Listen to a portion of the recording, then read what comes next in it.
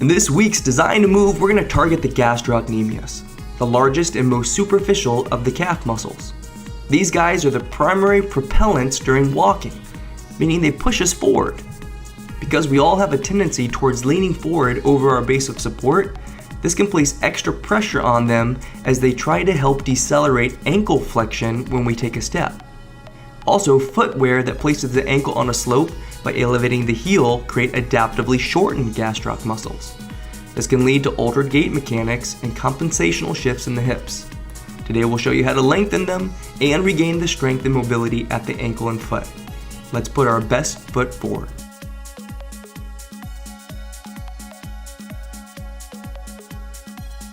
For this session, we'll use a lacrosse ball to create a static release in the gastroc muscles. Start by placing the ball under the calf alongside the Achilles tendon just above the heel. Using the weight of the leg to brace into the surface of the ball, slowly roll it up the length of the calf. There are two heads of your gastroc muscles, the outer lateral and the inner medial heads. Use the ball to isolate tender spots or adhesions on either of the heads and place consistent pressure on the area. After you've held the tender spot or trigger point for 30 seconds, knead the area by rolling the ball back and forth. You may find several tender spots on both heads. Stay on one trigger point per session and progress over time as they dissipate.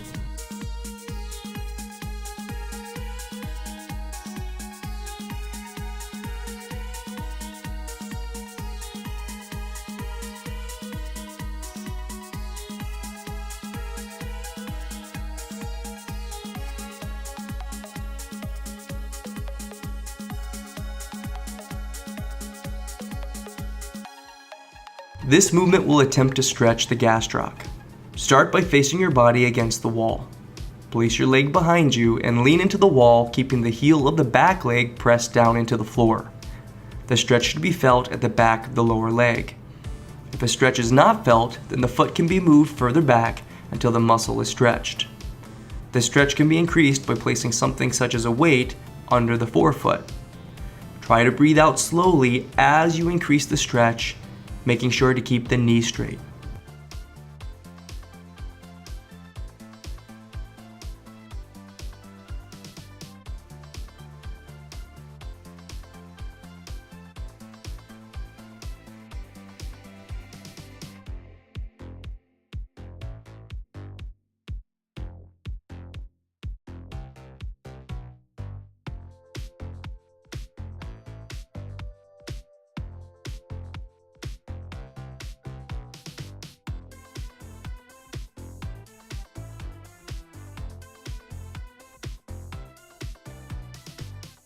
This exercise seeks to increase the strength of the abductor hallucis muscle.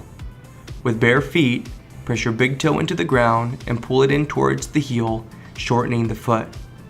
In this fixed position, spread your toes out and try to hold it for 6 seconds. This can be quite challenging, so keep after it.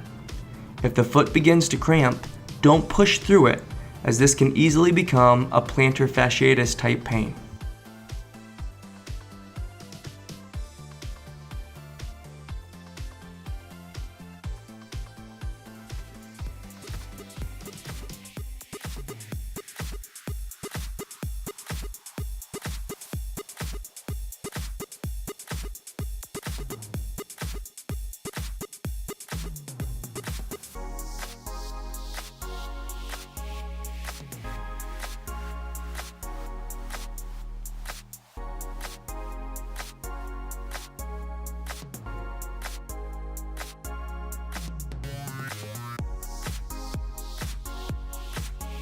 This next exercise will target the anterior and posterior tibialis muscles.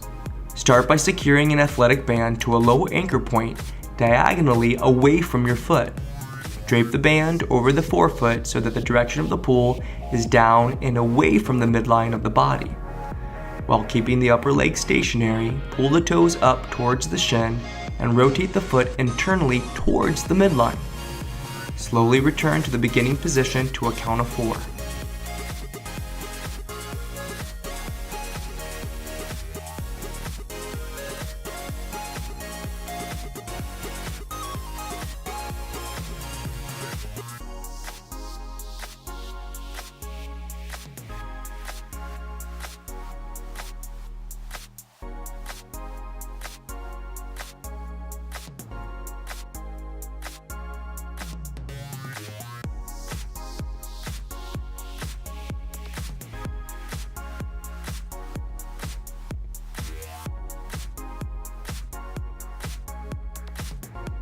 This is a step to balance. You'll need a small platform to step up to. A stair will do in a pinch. Start by placing your foot completely on the step so that the heel is in contact with the platform. Flex your big toe down to brace the foot. Keeping the weight in your heel, flex your hamstring and glute, pulling your weight up to a hip extension. Balance on the braced leg for 1 second and slowly return to the beginning position to a count of 2. Make sure to breathe out on the effort and in as you descend to the floor.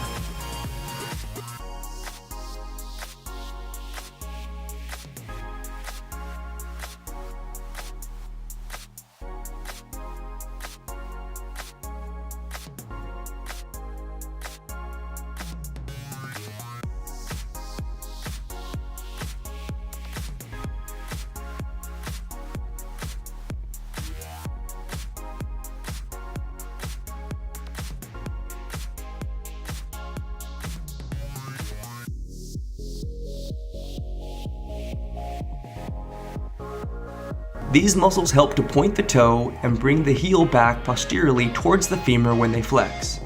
Women who wear high heels and even individuals wearing athletic shoes place the ankle into a fixed and shortened gastroc position. This conditions the body as a whole to lean forward as if it's on a slope. Over time, this will place excessive pressure on the knees and lower back. Overused and shortened gastrocs are a major contributor to muscular distortion syndromes. It's important that we bring them back into a natural length position using self-fascial release.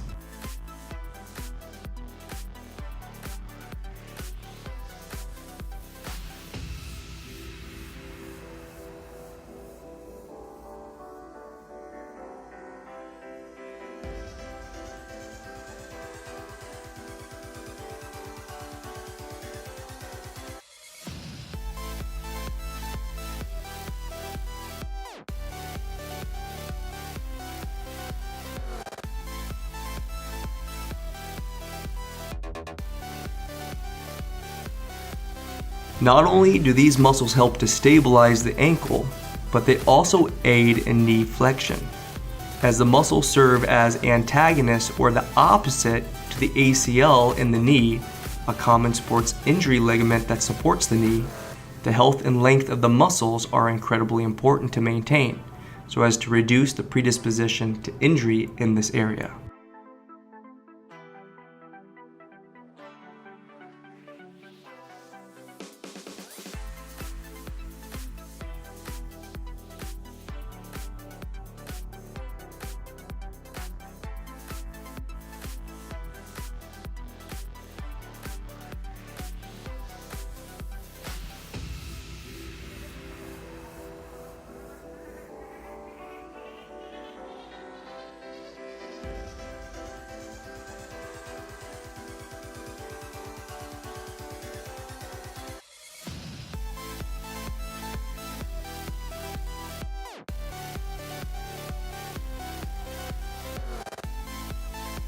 The hallucis muscle flexes the big toe and primarily helps to support the arch of the foot.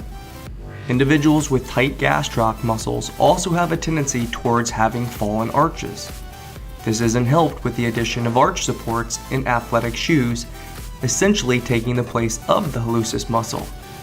Hence the popularity in minimalist shoe wear. Increasing the strength in these muscles will aid in the stabilization of the foot, which will aid in the reduction of pressure on the ankle and gastroc muscles.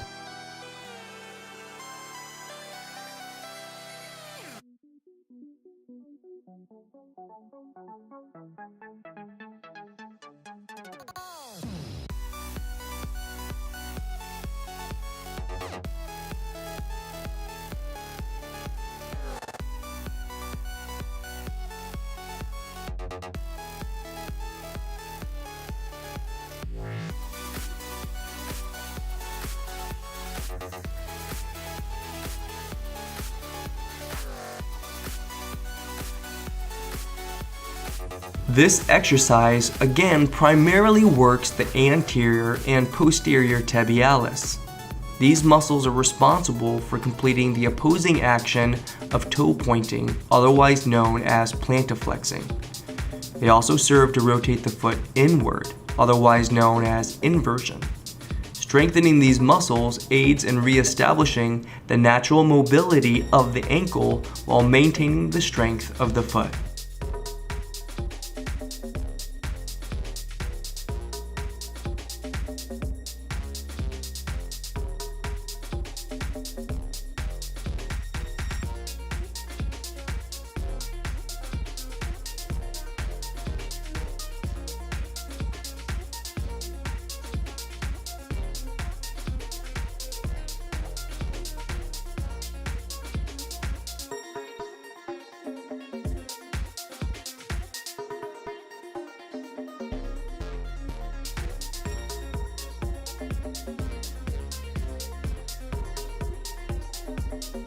This movement will teach you how to coordinate the stability of the foot as you place load on it, along with the use of the right muscle firing patterns that you would use in movements like walking. Maintaining a strong and stable foot while coordinating the activation of the posterior chain muscles like the hamstrings and glutes before the front muscles like the quads kick in is an important step in developing functional strength and regaining the mobility of the ankle.